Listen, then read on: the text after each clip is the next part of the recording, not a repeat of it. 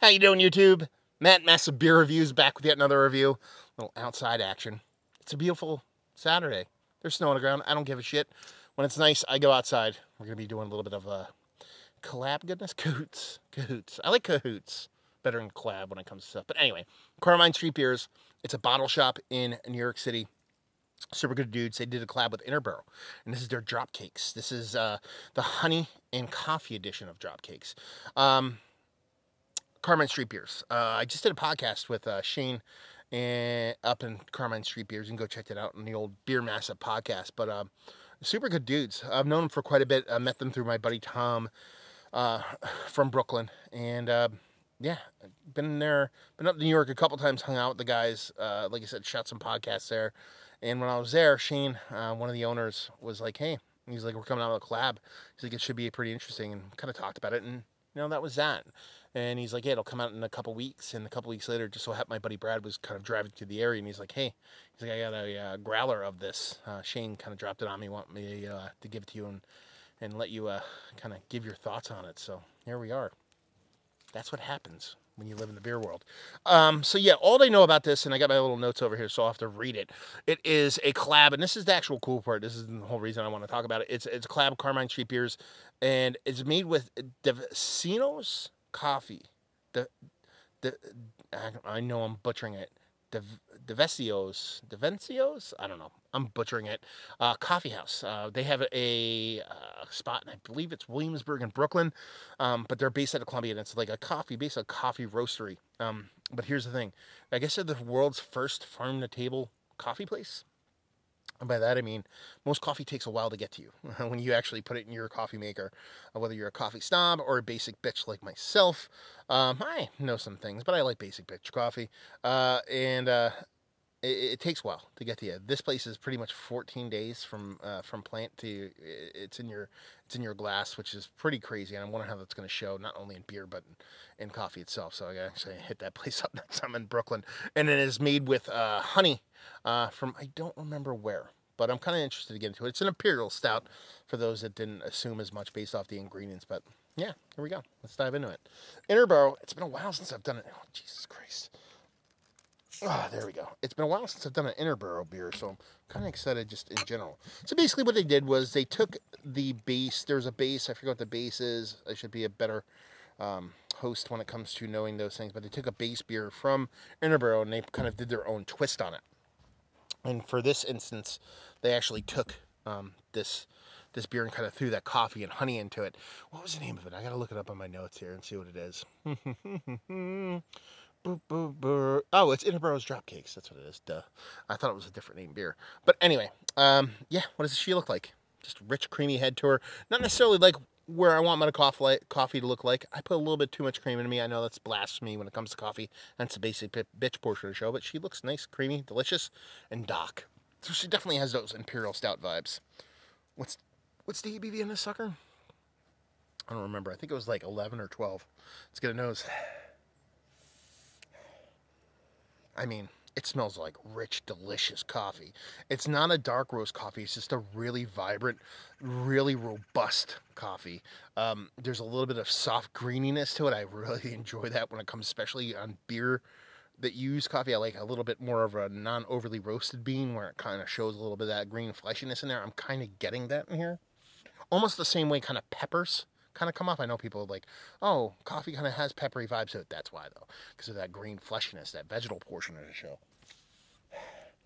Now, I am getting a nice rich honey off of it, which is kind of cool. More times than not, I don't get a ton of honey off beers because it tends to come off a little bit fatty, a little bit buttery for me, at least in the taste. And here I'm actually getting it in the nose, so it's quite nice.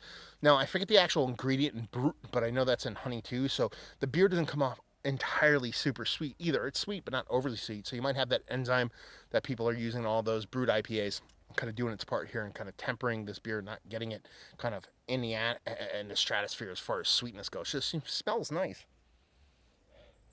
Yeah, rich. I would say the sweetness of the beer and the coffee are kind of 1 in 1 as far as level. Honey right behind it. It's got soft chocolateness to it. I mean, it's a big stout, rich, well-made stout. Coffee shows really well, and you definitely get the honey in it, at least on the nose. Let's see what she tastes like.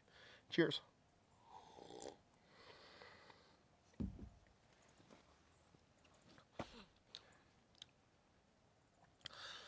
There's coffee in there. That's a big coffee beer.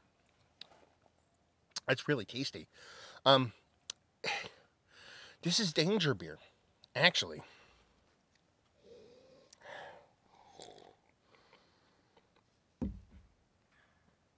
It's a little bit thin. A little bit thin. Doesn't have this nice, rich thickness to it that typically I want for my Imperial Stouts.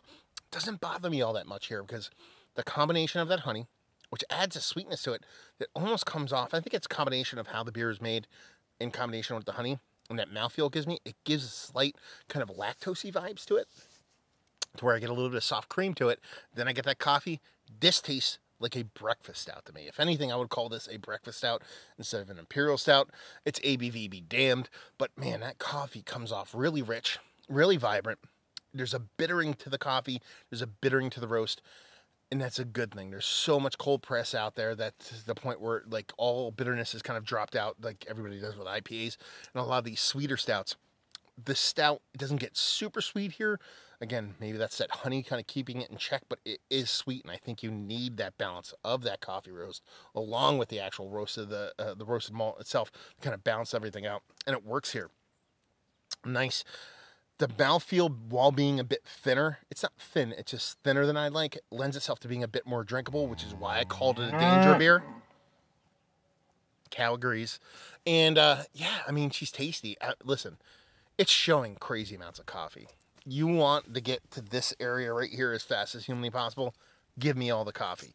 This is giving me all the coffee in a really nice, well done, well made coffee. It tastes like coffee. It doesn't taste like espresso or a super overly roasted dark bean. It's just a really rich, decadent, slightly moist, fleshy green kind of coffee. And it's doing that and doing it with spades. So that's nice. The honey adds a super awesome nose element to it, but at the same time adds I believe adds a variant to the mouthfeel. I think it'd be a little bit too thin if it wasn't there. And it does add a little bit of kind of residual sweetness, but not what you typically think of, like lactose or something like that, dextrose or some kind of residual sweetness left over. Like I said, it adds almost like a creamer element to it.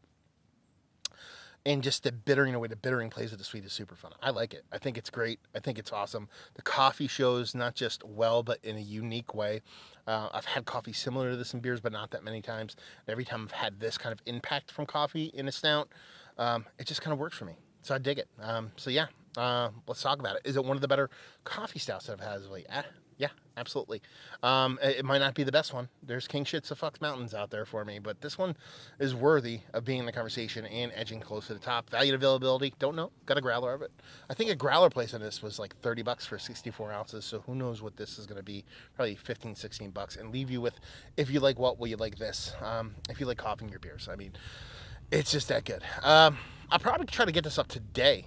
This is a Sunday. I'll do a couple. I mean, I have 4 reviews on one day. I posted 3 reviews earlier today, only because you know, when I talk about beers, I want people to be able to drink them, and this is kind of an on-draft only thing going on at Carmine. So, you know, figured I'd post it today in case somebody out there in New York City wants to give it a whirl. So that's the only poopy part. Is not even brewery only. It's bottle shop only, as far as I know. Maybe there's kind of kegs going out and about. I don't know, but it's pretty tasty stuff. So you dig on coffee, and you like a rich, drinkable Imperial Stout, masquerading as a breakfast stout, or is that the other way? A breakfast stout masquerading as an Imperial Stout. It's worth tracking down. So there you go. Another review in the books. Hopefully you guys enjoyed it. If you didn't, anywhere in between down there, if you want to talk about it, Massive Beers Gmail. You can reach out to me if you want to get me directly. If not, you can do the social media, Massive Beers. And you can hit the Beer Mastiff and hear me talking to Shane and the crew over there at Carmine Street Beers in Manhattan. It's over down there by Tiger, off Bleecker Street, all that in that section. So if you're a Blind Tiger, you're like literally half a block away. So hopefully you guys enjoyed the review. Hopefully you're drinking a nice big old coffee-based stout right now. Hopefully see you next time. Cheers.